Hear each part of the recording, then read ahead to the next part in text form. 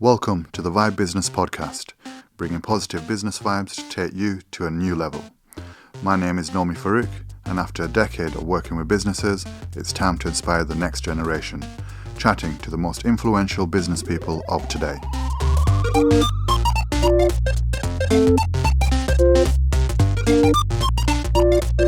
In today's podcast, we chat to Garry Gormley, where we'll be discussing all things sales, leadership and startups. Stay tuned and feel the vibe. Mr. Garry Gormley, how's it going? You all right? It's going very well, thank you, Noe. Cool. Good to be here. Yeah, thank you. Thank you for coming in and talking to us and hopefully giving us some gems in sales development and hopefully business startups. All positive, I hope. But yeah, we shall see. But yeah, I think it'd be great just to start off to, obviously for people who don't know you, to introduce yourself, what you do, where you're at, maybe some of your experience over the last, I don't know how far to go, 10, 15 years, might be too far. Should keep it to 5 years. Yeah, so who am I? I am Garry Gormley, as you just said. I run my own sales and leadership training management consultancy called Forensic About Business Solutions. Okay. But because that is such a mouthful, just call it FAB Solutions. Cool. So I've been doing that for a number of months now, and I've kind of started that from its kind of seedlings and watching it blossom over the next kind of few months, which is really, really exciting.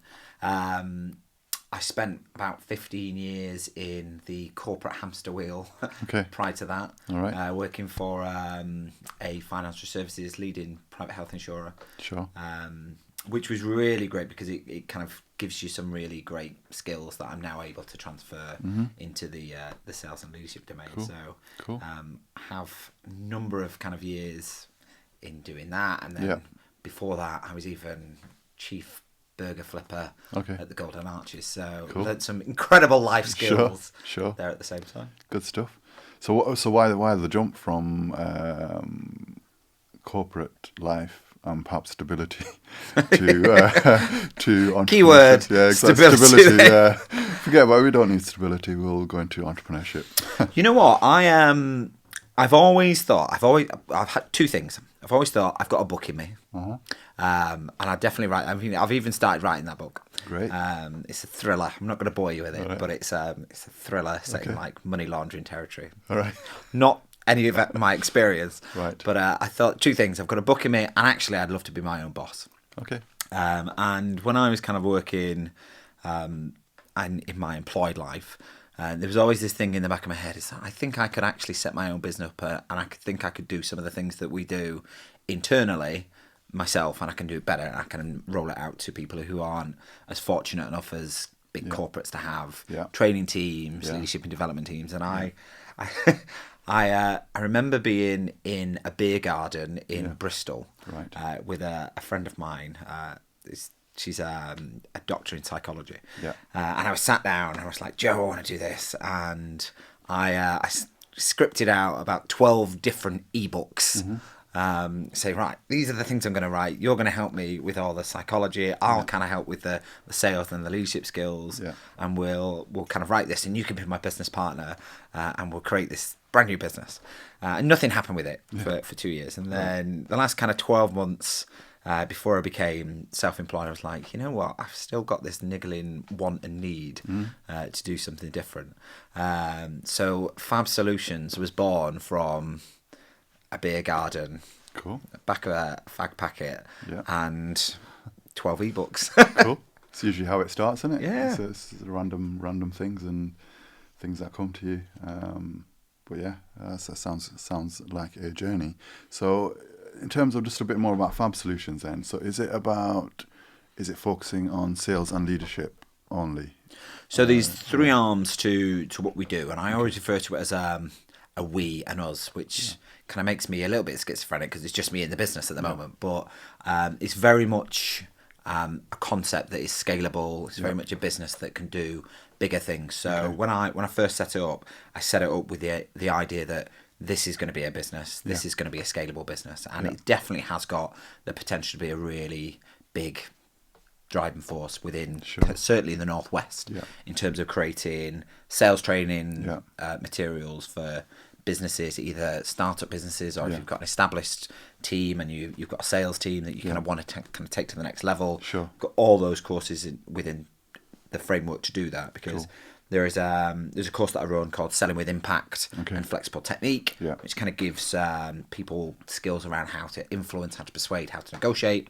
And then there's the increasing your sales through relationship selling, which is all about how to kind of increase the share of wallet from existing customers and build a really good platform to kind of grow your clients and kind of account management successfully. So there's that. And then I've developed a couple of leadership modules at the same time, which kind of really just focusing on culture, focusing on how to have great conversations with your people, how to increase engagement within your staff, and then how to look at change and change management structures and how to drive performance through times of change. So some really, really good kind of concepts there. But the bit that I get really, really excited about with the business, and this is kind of where the forensic bit comes in, is it's great to be able to sit down with someone, lift the lid on their business and say, right, what's happening? What are the different things that are happening within that kind of engine that is somebody's business, and say, how is that working? How efficient are we? How efficient is that process? And then making some changes to that, and then seeing it kind of evolve into something that either drives an improvement in culture, an improvement in processes, improvement in customer experience, or, and this is where we kind of all want to go to, is an improvement in your bottom line. Yeah, absolutely. That's what it's all about, really. Absolutely. It's all about the bottom line. Cash is king. Yeah, absolutely. I think it's a very interesting area as far as starting out goes, is selling, because it's all well and good having a big sales team, but as entrepreneurs generally, we start off of like one-man shows. So selling is a big part of that. Like, without sales, then the business is dead, right? Does it, because you've got experience from your corporate life of managing big teams as well, right? Sales teams. I mean, how does the approach differ from, what would you advise to one-man shows and entrepreneurs or small teams compared to what you would advise for like a 10-man, 15, 20-man sales team?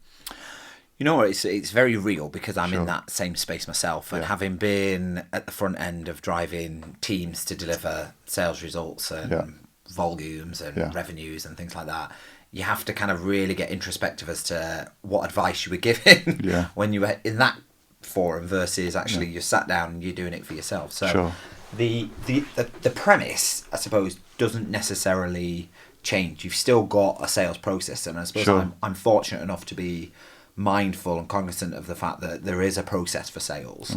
And some people say, actually, it's just innate.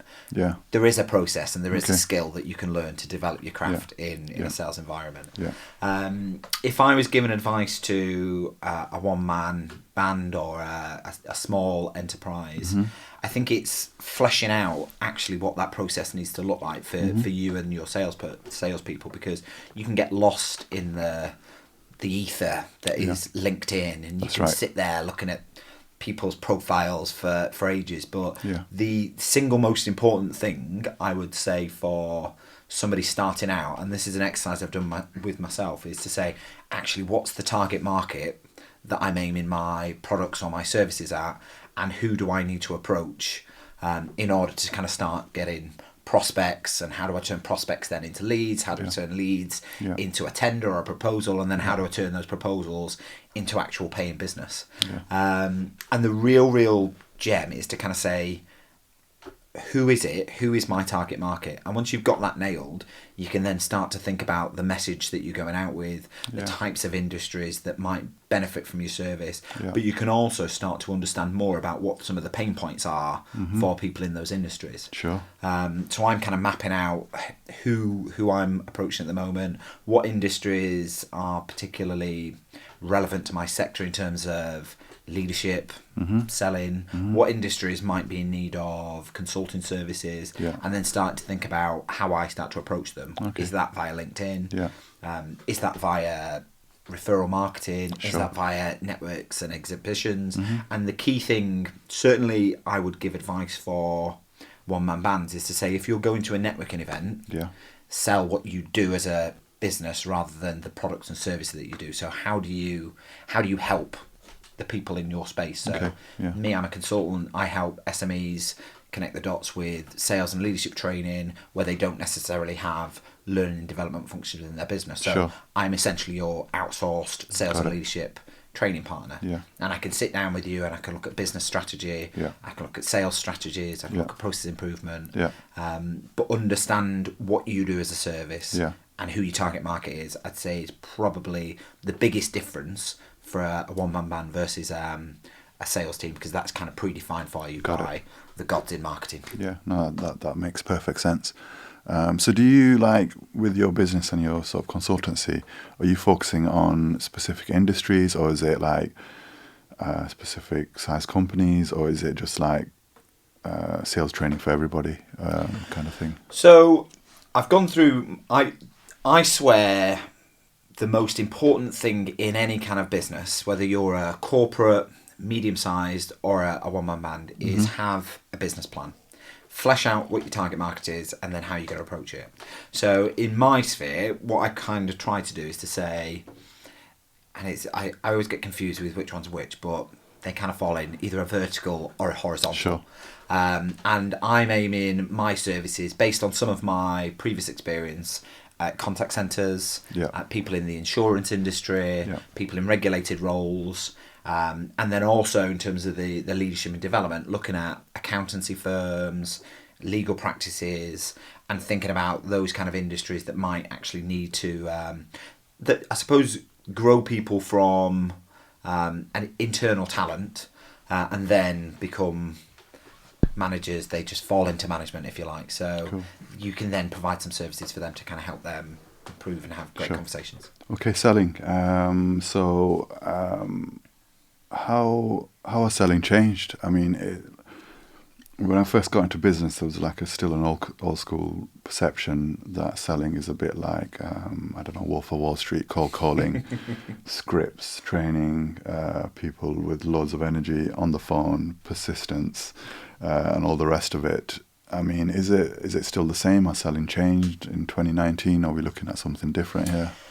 You know, it's a really good question, because there is that perception, and I watched a film once with I think Robert De Niro, Al Pacino was in it, and it was a film called Garry, Glen Ross, and it was that film where always be closing, and you've kind of got that real mentality of you need to really pin them down and don't leave until they say yes, and that doesn't necessarily exist anymore. I think it exists in pockets of maybe less regulated environments, but it doesn't really exist. There is still very much a need for face-to-face selling. There's definitely a market for contact centre selling, because the Northwest has got probably one of the biggest concentrations of contact centres in the UK, I'd say. In terms of how it's changed, obviously with digital enablement, things are progressing in terms of chatbots, artificial intelligence. You've now got really good pieces of kit like screen sharing. So there's a company that I follow called Visolution, which have interactive screen sharing where you can show different pieces of content and you can access that and have a really good, almost like a presentation style. And that's a really good piece of kit for kind of having face-to-face virtually if you're in a contact centre.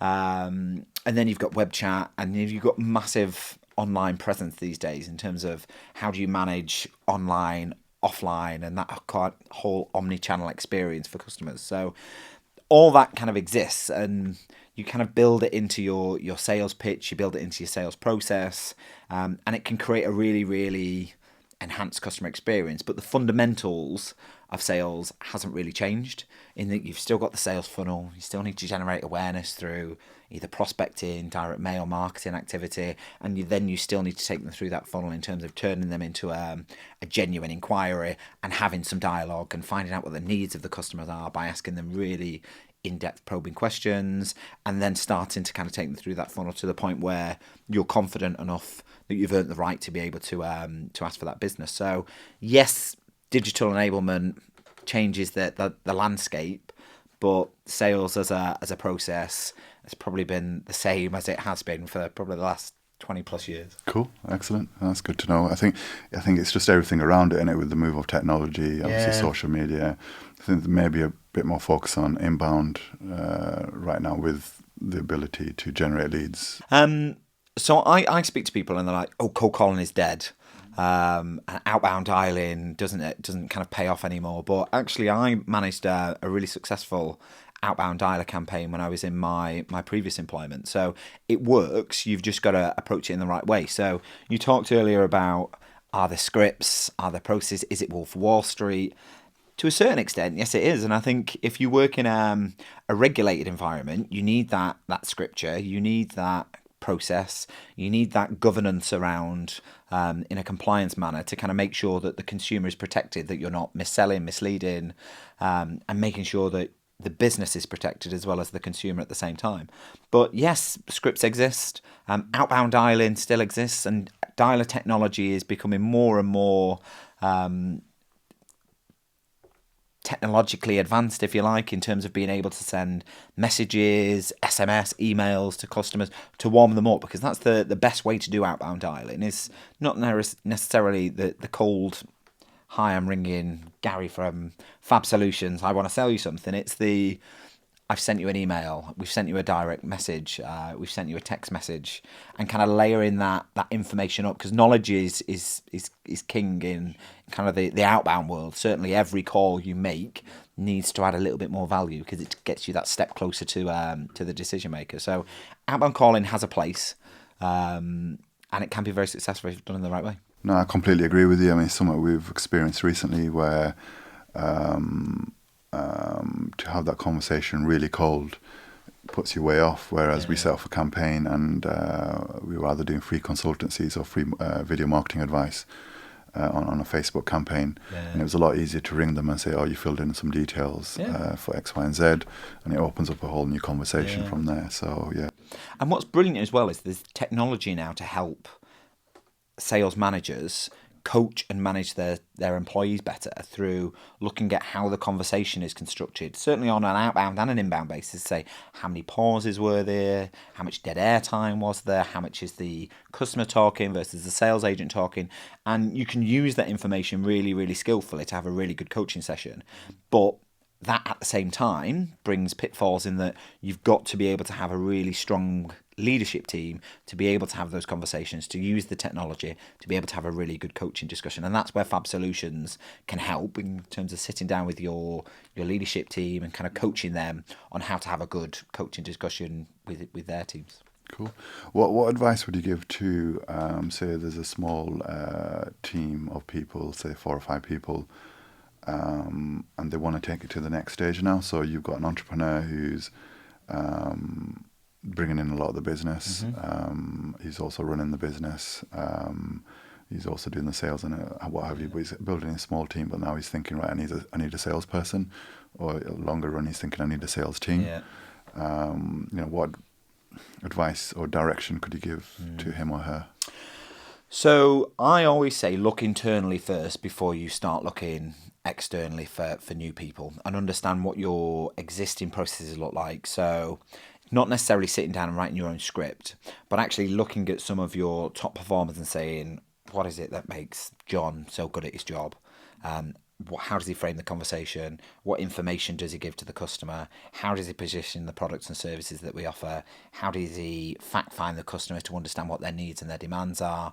And then how does he then go ahead and close that? And really map out what your top salesperson does, because that will enable you then to create a more repeatable model that you can then canvas to the rest of your internal sales team, or actually just note down, so that then when you're training somebody new from an external source, you're able to kind of say, this is the process that I want you to follow, because it's a proven process that works. Sure. Yeah, I think that's important. When I gave that example, it's partly yours guys as well. So it's what I found is the difficult part is transferring that message. Yeah. So I innately do things which I don't realize, like I've not officially gone through sales training, but I was quite improvised in how we sell and how we bring in business. But it's then getting that on paper, getting that vision on paper, and then transferring it over to somebody else.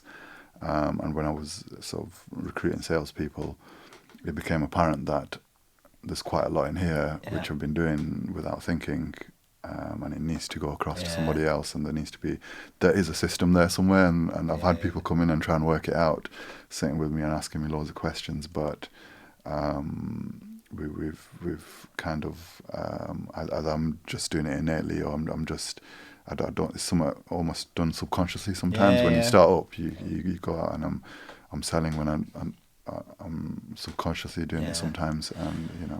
And you know, that's absolutely, you've hit the nail on the head there, because there's a model, which is the kind of stages of learning, and you don't know what you don't know, so you're kind of unconsciously incompetent, and then as you start to layer in knowledge and you layer in skills, you go through that curve and you get so good at it that you're unconsciously competent, and it just comes second nature.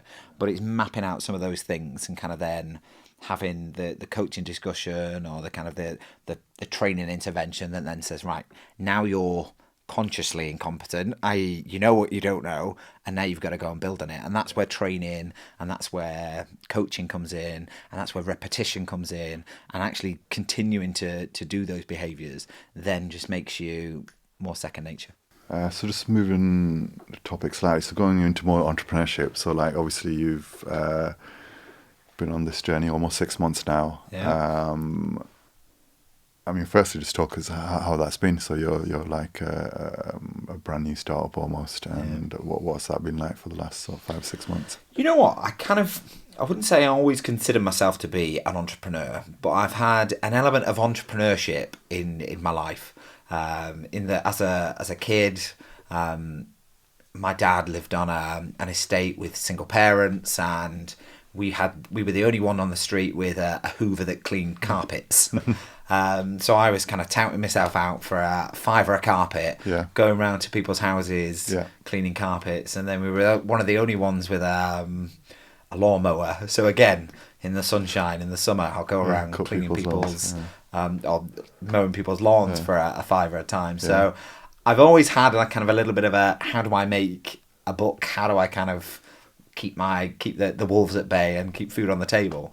And employment has always been great to kind of be in that space, because as you mentioned earlier, it's about stability, and it's about knowing where your next paycheck's going to come from, where your next meal's going to come from. But entrepreneurship for me, and I kind of hate the word at the same time, because I don't necessarily feel like an entrepreneur, but I am an entrepreneur. I'm a business owner. I've come up with an idea. I formed a business. I've got my own website, and I'm in the space where I'm now pushing my products and services out to the masses, be that in social media or networking events. But I think it takes a certain resolve to actually take that step, and kind of move into being a business owner. And I think you have to have balls, you have to have gumption, and you have to you have to be very conscious that there is rough as well as smooth. And certainly in this last 6 months, there's probably been a bit more rough than there is smooth, but it's very rewarding when you sit down and you kind of have a conversation with a client, and then they give you some really great feedback off the back of it, say, you made me think differently, or I've implemented something that you suggested, or you run a sales seminar and you get referrals back from it. I was really pleased with one of the seminars that I run, because it got 100% recommendation rate across the board. Right. So that kind of gives you an affirmation as a business owner that, yes, I am doing something right. But there's rough with smooth, and if you went into it thinking that, oh, now I've got a website, all the leads are going to roll in, you'd be packing up in 3 months, because you've got to kind of go in as a realist and say, I'm probably not going to earn what I earn in employment for at least 6 to 12 months, maybe even more. But it's having the courage to stick with that, even when you see your cash flow dwindling down, and saying, actually, I did this for this reason, and I left one employer. I could have gone and found a new employer that gives you a steady paycheck, but actually, this is what I want to do, this is why I want to do it, and this is why I'm continuing to do it. Cool. I think that's kind of important, because it drives you on, doesn't it? Because if you've got a passion for it and you've got a really strong why for it, you're going to put up with that, and you're going to be more persistent, basically, rather than giving up when the cash runs out, or kind of carrying on. And I think it's natural to have more rough than smooth in at least the first 2 years. Yeah. You know, you can't go into it and say, right, the guys who go in and say, right, we're going to make loads of money in the first 3 to 6 months are usually the ones who get hit the hardest, because when it doesn't happen, their expectation has moved a little bit. But if you go in with the expectation, like you said, you know, it might be like this for 12 months or even longer, then you've already got that expectation at least. So, yeah, and I think the field that I'm in specifically, so sales, leadership, and business management, it's consultants are 10 a penny. There's a new consultant born every minute.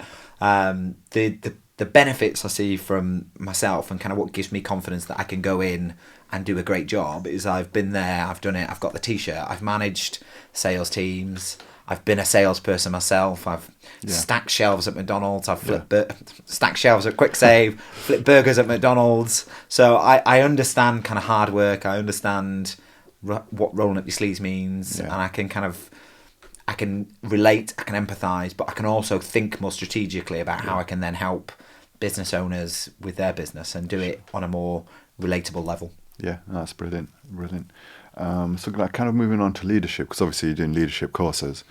Leadership is a big thing. I mean, I've experienced entrepreneurs who are one-man shows, and then you've just got yourself to manage, right? And then it comes to teams and people. And obviously we're creatives, we're a creative agency. Creatives are the hardest people to manage, in my opinion. I don't know if the team would disagree with that, but it's just the way we are. We're just, you know, we're creative thinkers, so we have certain ways of doing things and certain kind of ups and downs. So that then is a completely different step. And I've known entrepreneurs to go from that one man, and because they can't treat or manage their teams well, that they fall over that hurdle, and it's kind of almost over. So I think, would you say leadership is almost like entrepreneurism? Is it innate, or is it a process again? What is it? Oh, you know what? It's a really interesting one, because I would say I've always been inherently someone who's a troubleshooter, a problem solver, and someone who likes to bring people in and get them on board to kind of help you solve and fix things. So that kind of gave me a really good grounding when I kind of got my first management role, which was at McDonald's, funnily enough. And there you have to work well as a team, just for your sanity, for more than anything alone. But I would say there are certain traits of managers and leaders that are innate. So some people are more empathetic. Some people can influence more easily than others. But I think you can learn that. You can definitely learn those skills as you go through. And it's being aware. And you talked earlier about not being aware of things. You don't know it until you know it. Suddenly when you go into either a classroom environment or a leadership course, and it's like, so that's why that person behaved the way they did when I said something. And it might be that they need to tap into their emotional intelligence. They need to tap into how they respond to something, because you can go into autopilot as a manager or as a leader and kind of just my way or the highway. But actually really good leaders, in my view, they're probably a lot more humble. They don't necessarily like to take the credit. They kind of shy away from the credit. They kind of put the credit back onto the team and kind of foster a really good culture within their team or their organisation, or just within their kind of peer team, because it becomes more of they become more, I suppose, they pull together a lot better. And I think you can definitely learn new skills and new approaches to how you do things, and just in terms of framing conversations, how you sit down with someone, even how you kind of mirror match their body language, just to kind of put them at ease. And those are things that you might do naturally, but actually sometimes just being made aware of them helps you kind of think, oh yeah, light bulb moment. If I said X, that they might have responded like Y, because they're a slightly different personality type to mine. So it's having the ability to recognise that and then work together to make sure you're getting whatever it is that needs to be done. Just adding on to that, I think it's important to be a good assessor of people and personalities, because like I said, we come from creatives. issues. So assessing what people are good at, what they're not good at, what their motivations are, and then creating that environment and balance for them in order for them to achieve, obviously. And the second thing you said there about humbleness and stuff, I think it might have been one of Sam and Sinek's books where it's like good leaders eat last. Yeah. So it's kind of putting your team forward, putting everybody else forward before yourself. It's something I've probably learnt as well, so I completely agree with I mean, there is a great book by a chap called Jim Collins. Yeah. He wrote a book called Good to Great. Okay. And he talks about the traits of what he refers in the book as level 5 leaders. And that is absolutely that, is that they kind of distance themselves from the success. They put it all onto the team. Yeah. They show great humility as leaders. They kind of recognise others rather than recognising themselves. Yeah. And I've kind of... Once I read that book, I was like, actually, where would I put myself on that level of leadership? I'm definitely not at the level 5. Sure. But it's kind of understanding what some of those traits are, and then actually aspiring to be them, which is half the battle sometimes. Yeah, absolutely. Agreed. Cool. So in terms of where you're going now, so you're only 6 months in, so what are your... I'm going to say goals and objectives, but what are you trying to do in the next 12 months now? So as a planner, and I do like to plan. I mean, I'm not stuck to a plan. I can flex. Yeah. But I do like to have a plan. And I'd say for anybody in business, whether you're a one-man band or whether you're a medium enterprise or a large corporate, have a business plan, have goals and objectives of what you want to do. And I've set myself a 3-year plan as to what I want to do with the business and how I want to evolve it. Okay. Year 1 is all about kind of launching the business, creating a platform that people can engage with. So making sure that the sales training, the leadership training arm, all the content is relevant, all the classes are full. That would be awesome. And then being able to kind of take those and scale them up to say, actually, so it doesn't necessarily then become me just doing all the facilitation and the training. I'm in a position where I've got enough traction and enough pull from my network around me that enables me then to potentially employ somebody else as a trainer that can then run those courses. Yeah. Because year 2 for me is really about getting under the bonnet of people's businesses. Okay. And really going deep into what I kind of call the FAB consulting element of my business, which is sitting down, listening to people's challenges, their growth ambitions, and then saying, right, how can I help you achieve that? How can I help you structure your team, your leadership, some of your goals, and then understanding what some of the processes are that I can then help and do. So whether it's mystery shopping, whether it's introducing net promoter scores within their customer experience, and kind of saying, these are all the things that I've done as a leader in previous organisations that have worked well and delivered really good results. Yeah. This is how I can help you. Cool. And then the 3rd year is more around the digital enablement, creating what I refer to as my FAB university, where I've got people that can engage with online content, learning management systems, and really creating a really robust brand that people can connect with and people identify with as sales leadership and business consulting. Cool. Sounds like a good plan. It's very progressive. Good. It's really good to have a plan, because what it does, it enables you to visualize what you want to achieve, how you want to achieve, but it also reminds you of why you did it in the first place. No, I think visualization is very important. I think you need to be able to visualize, and I think it's all well and good planning, and everybody's got ideas and everybody's got plans, especially in people who are starting up business. But execution is key, right? It's like without execution, there is nothing really. A lot of people think of a lot of ideas, then they either procrastinate or don't really get to execution much. So I think it's another quality in itself in terms of people who can execute. And it's fine having a business plan, but at the same time, you've got to have a really good understanding of what makes your balance sheet tick. What your profit and loss is. Where's your cash coming from? Where your expenses are going? Because especially as a small business owner, you can burn through cash in no time. So sitting down and kind of looking at what your balance sheet is and saying, right, this is the product that I want to sell. Yeah. This is how many of those products, say widgets, for example, these are how many widgets I need to sell in order to turn a profit. And actually, this is where all my cost is going.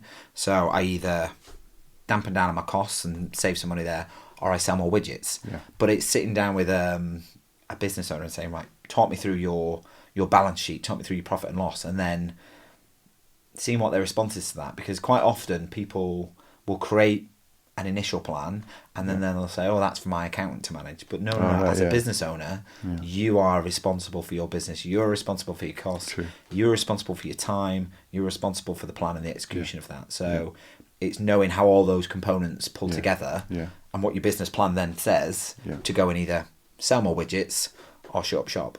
No, I agree. And it touches on, like, especially for leaders, to be responsible for everything, or at least have that outlook. So just following another person online is, he was talking about, if your team's not performing, stop pointing fingers and think about what you're doing for them. That's a Garry V-ism. That could be a Gary V. Definitely a Gary V. It could be a Gary V. I don't want to plug him in. He's got enough publicity right now. He's got enough. It's a FAB Solutions. It's a FAB Solutions one. Yeah, exactly. I'm chatting to you before about it. So no, it's about, like, how to treat that. Then is to sit down and say, okay, what can I do for that person, basically, rather than say, well, you need to sort yourself out. Yeah, I mean, you hired him in the first place. Exactly. So people, you don't hire someone who's not very good, for want of a better phrase. But you let them become poor in terms of their performance. So it's what's the interventions, and that's where FAB Solutions can come in and help. Is say, how do you get that intervention before they become an underperformer or a non-performer? But also at the same time, it's how can we turn them into a performer? Because it costs lots to recruit. Yeah. It costs a lot less to train and turn somebody's performance around. Yeah, and turn them into valuable assets as well. So you mentioned you're writing a book. I don't know if you want to give out all the details. Is this something, like, completely separate to business? Is it something you're just interested in? Is it creative writing? What is it you're doing? It's creative writing. I've always been quite creative as a child. I mean, I wrote a little short story and sent it into Blue Peter once. Cool. They didn't give me a Blue Peter badge. I was mortified. But I've always written books. I've always written short stories. I've always said I have a book in me. The book that I'm writing, don't judge me for this, but it's a thriller. It's called Blood Money, and it's about how almost like the cartels and a guy who gets involved with the cartels. Cool. And starts to launder money for them. Right. He then wants out.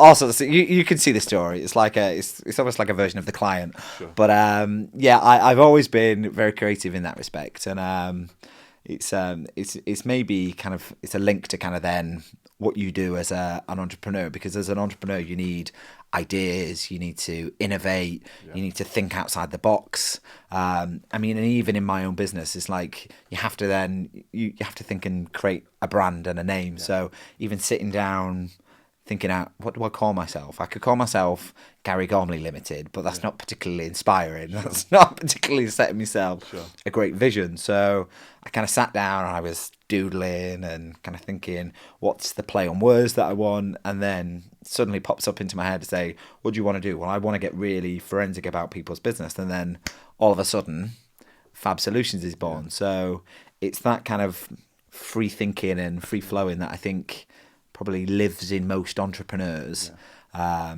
But then they have the courage to kind of go and make that a reality. Yeah, I think when we talk about creativity, people assume it's like an artist or a musician or a video creator, a video producer. But creativity goes along the whole process, right? When you're starting up, when you got to come up with a solution, where you got, even if you have to manage cash flow, you can be creative about it in terms of your solution and what you do. So I think it kind of, creativity and creative thinking spans across kind of all processes to get to solutions. But I think that's pretty cool. And when I'm working with a client and when I'm kind of sat down in a meeting room, the first thing I'm looking for in a meeting room is where's the flip chart or where's the whiteboard, because you'll very rarely see me sat down writing notes in a meeting room. I'm usually up.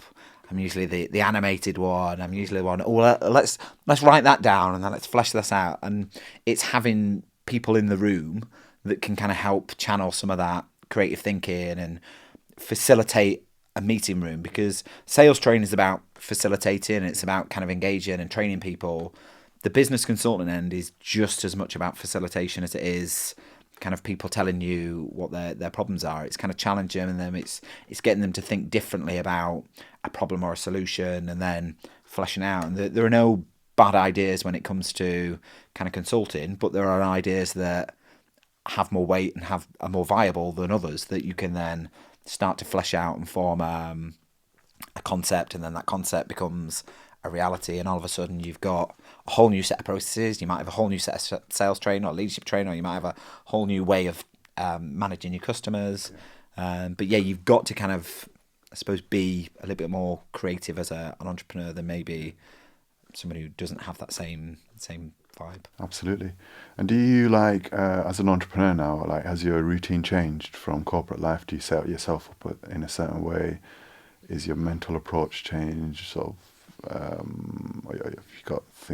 you on a different outlook? So if you're asking, do I get up at 5 o'clock every morning and do an hour of meditation? Right, okay. Absolutely not. Okay. I do try and make sure I am up at least 6:30, 7 o'clock to go to the gym. Cool. That's one of my things, is that I need to go to the gym.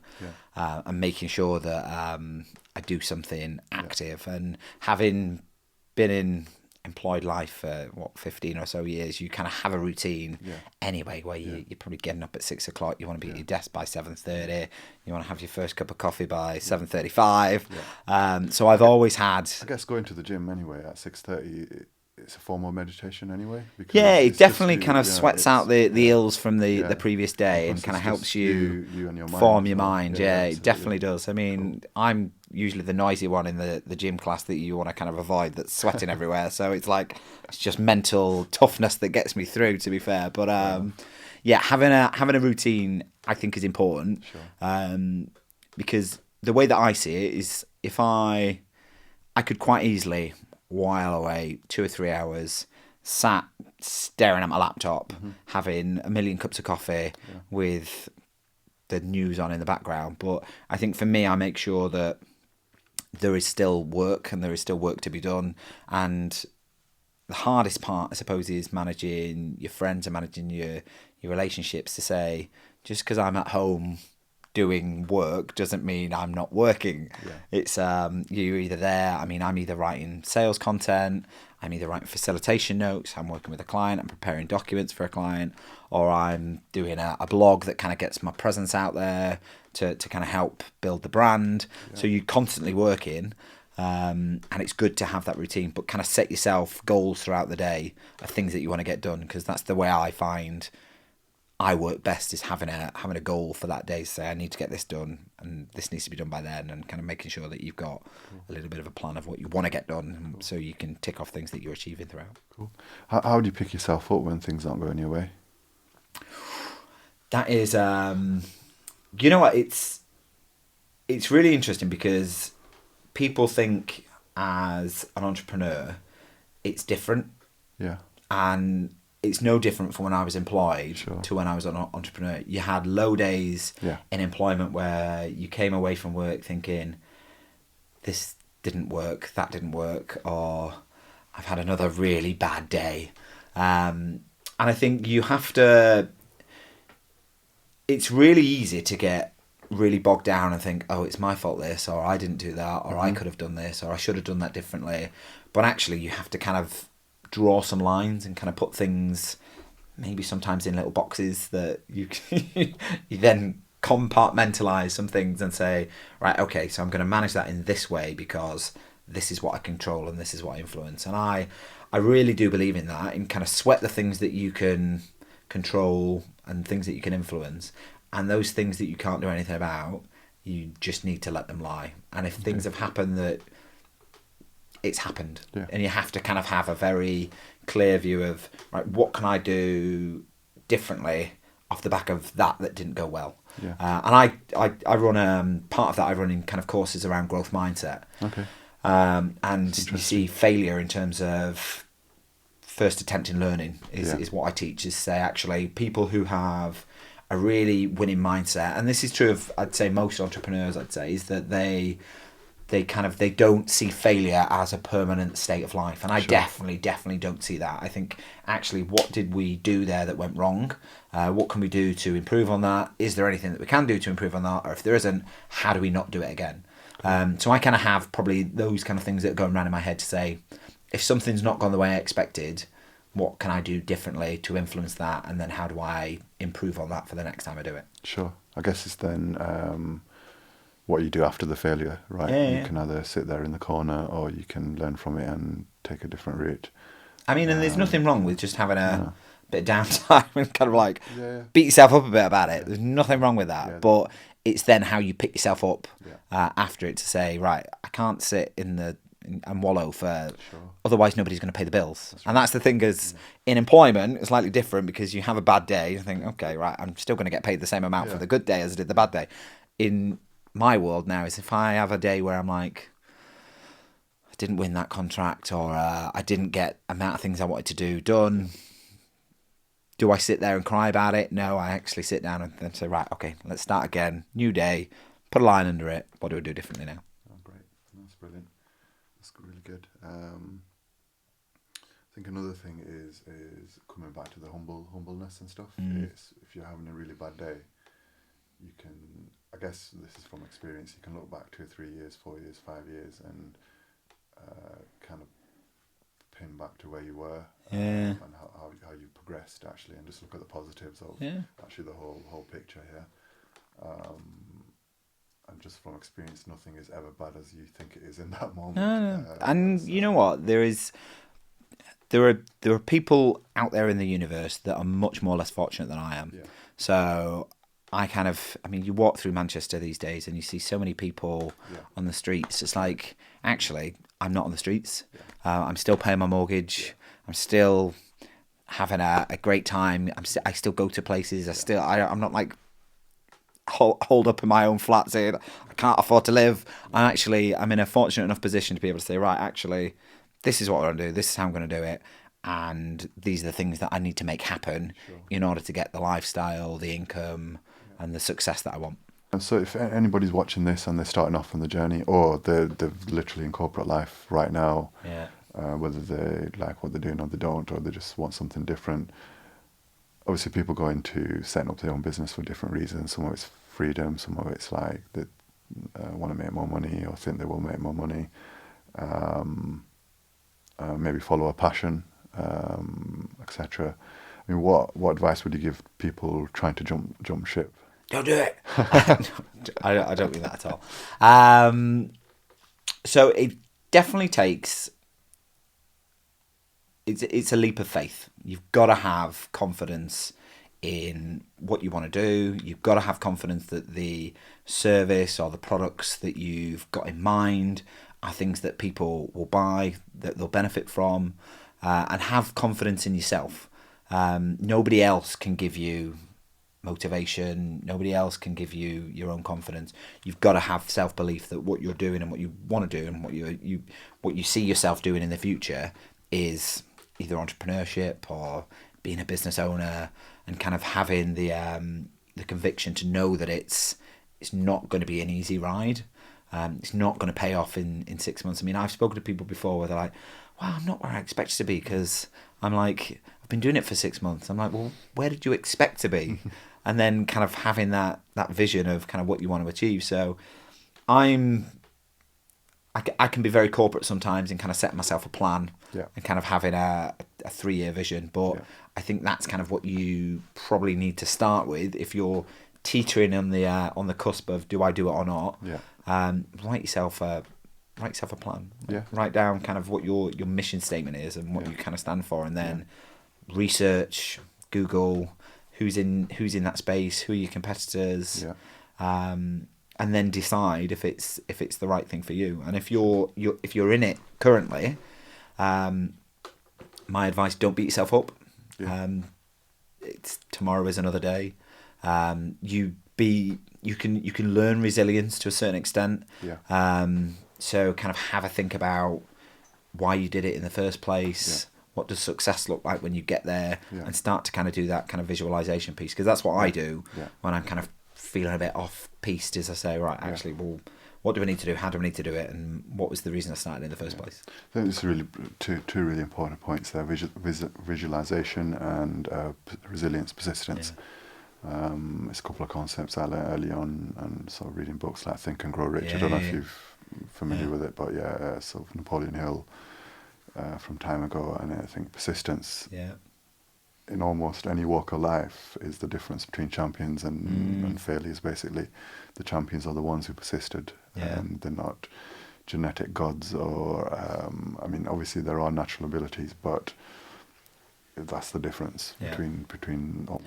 But you have to be realistic as well. I think some people go into self-employment with a very distorted view of what success they're going to achieve and how quickly they're going to do it. And when you think of your own idea, you get so attached to that. You think it's the best thing ever, and it's going to change the world. But the reality of it is, it's probably not going to change the world as much as you think it's going to change the world. And actually, somebody else is maybe doing it slightly differently or very similar, and they've already been doing it, so they're now a competitor. So it's making sure that you go into it with a full awareness of what's in the deck, and how you're gonna differentiate yourself against people that are in that same space, and what makes you a little bit more unique over some of your competitors. But I'd also say surround yourself with like-minded people. So networking's been really, really useful for me, because I've been able to talk to people, say, oh, this is what I'm doing, this is what I've done, these are the type of people I'm trying to get introduced to, and kind of people start to connect you with that type of thing, and then they'll start to reach out and then just build relationships. One of the things I talk about within one of my courses is relationship selling, and people only buy from people that they like and generally trust. And I think I'd add to that is they buy from people that they like, trust, and respect. And those are the things that help, certainly within the entrepreneur world, is surround yourself with people that you can introduce you and kind of give your assurances to them that you're credible, because then they'll start to introduce you to more people, and it builds up your network. Makes sense. I'd love to carry on chatting with you, but I'm sure we'll have future opportunity. We can break some of these topics down, I guess, in the future and talk more in depth. But everything you said has probably been quite inspiring, really, really useful information, especially on the sales and leadership stuff, which people will benefit from. But just want to say thank you. Brilliant. Thanks for coming in. Thank you very much. Thank you. Awesome. Cheers. That brings this Why Business podcast to a close. But not to worry, the next episode will be out soon. Like, share, subscribe, follow. You know the drill. Thanks for listening.